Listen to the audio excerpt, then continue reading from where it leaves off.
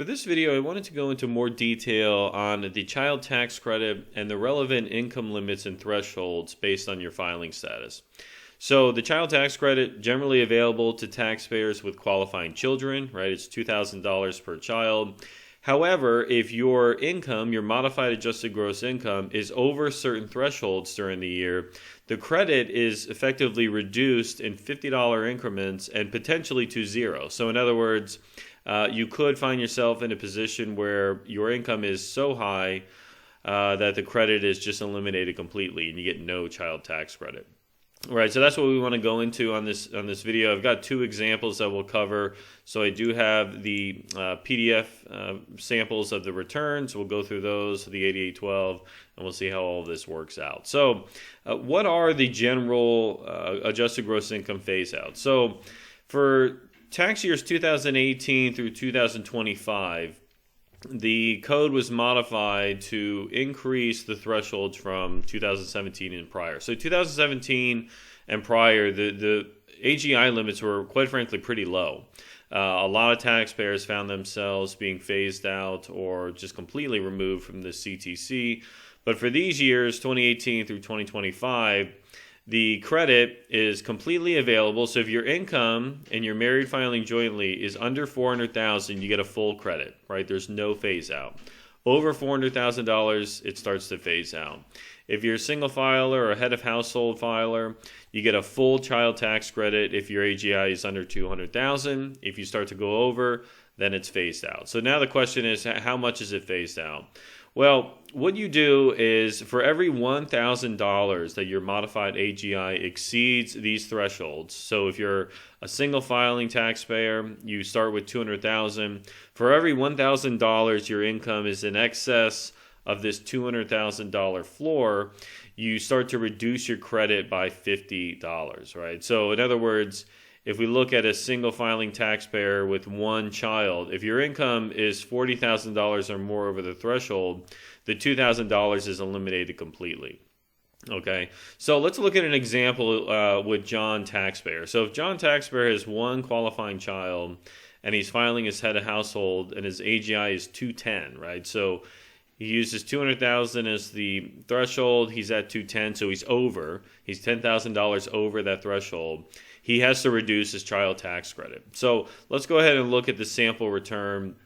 Specifically, we want to jump forward to the form 8812. So this is the form, the schedule where we actually compute the credit. So we can see here in part one, we have our adjusted gross income up there, $210,000. And line 4, the number of qualifying children we're working with here is just one. So it's a $2,000 credit. Now, on line 9, this is where we start to compute the phase out, if any, right? So based on our filing status, we're working with $200,000, right? Now, it's asking us here, subtract this line item from line 3. So we have $200,000 being subtracted from line 3 to 10, and that leaves us with $10,000. Now we can see the instruction here, right? If this amount is more than 0 and not a multiple of 1,000, enter the next $1,000 multiple. Well, it is a multiple of 1,000. We're at $10,000 on the dot. So we have $10,000 in excess, and so if we just do some simple math here, right? We have $10,000, and we're going to multiply by 5% as the instructions ask, and so we've got $500. That's going to be the reduction. So the reduced child tax credit amount is the $2,000, right? One child, $2,000 credit, subtract $500, and so that leaves us with $1,500 as our child tax credit. So that's why when we scroll up here to page 2, we can see that John Taxpayer is reporting the $1,500 CTC on line 19. That's the amount he gets, right? He, although he normally or initially qualified for a $2,000 credit, it had to be reduced because his income exceeded that filing threshold. Now, what's really important here is to remember that the phase out is computed in this manner regardless of how many tax credits you're claiming up here. So, for example, if we go to the second example, John Taxpayer, let's say now he has 2 qualifying children, still filing his head of household, and his AGI is higher. It's $255,000.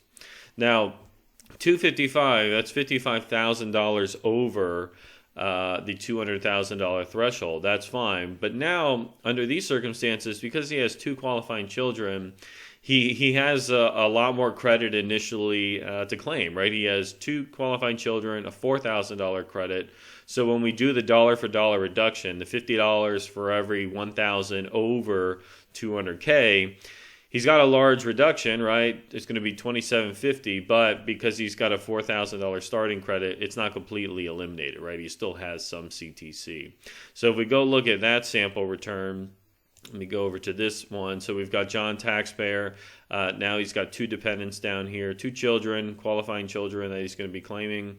We can see here his W-2 income is $255. Okay, so if we jump down to the 8812 here, very similar. We're just working through the line items one at a time, right? So 255 is his AGI.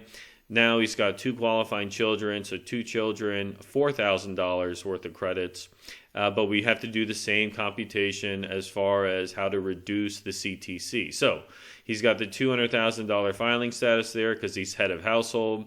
So when we take $200,000, subtract it from his modified AGI at $255, we have $55,000 remaining. So again, the same thing, right? So we're looking at $55,000 here in excess of the filing status threshold.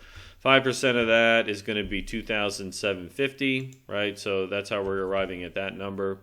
And so we've got $2,750. This is going to be the amount that's the reduction. Now, the point I want to highlight here is if he only had one qualifying child and a $2,000 credit, the $2,750 would wipe it out completely. So he would get no CTC whatsoever. But because he has two qualifying children and he's working with a $4,000 credit to begin with, the $2,750 coming off the $4,000 leaves a remainder of $1,250. So that's why in this, you don't want to always think of it as, well, if you make over $40,000 more than the threshold, you have no CTC. No, that would be the math if you only have one qualifying child. But in this case, he's got two.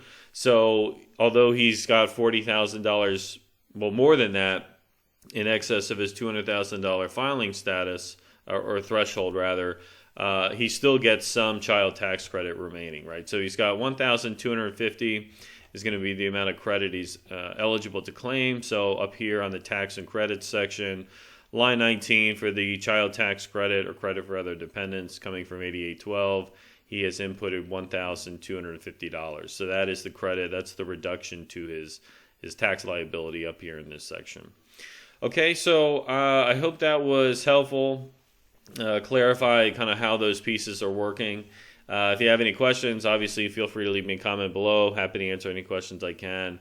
And I look forward to seeing you again on the next video. Thank you.